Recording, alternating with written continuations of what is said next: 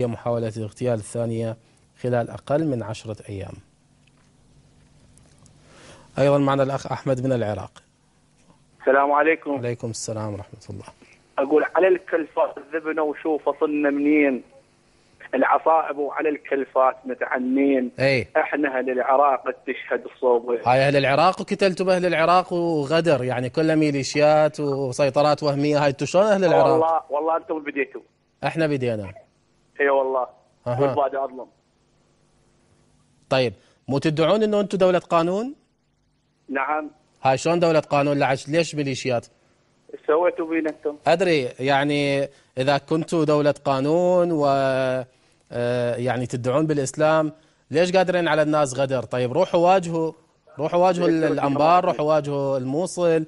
ليش قادرين على اهل بغداد المساكين تاخذوهم من الشارع، ناس طالعه على رزقها لو للدوام، تاخذوهم غدر؟ هذه المرجله. لا تسد التليفون، خليك وياي يا احمد،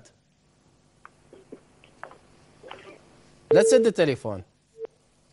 والله لو ما جبان ما كان اتصلت ولا كان حكيت بهذه الطريقة ولا كان قتلتوا الناس بهذه الطريقة. قادرين على الناس العزل الأبرياء طريقة غدر وليا مال مخانيث، توقفون تخطفون وتقتلون. وهذا شيمتكم وهذا عهدنا بكم. يعني أبو عمر من الفلوجة ويانا. السلام عليكم. عليكم السلام ورحمة الله. شلونك اخوي؟ تفضل يا أبو عمر.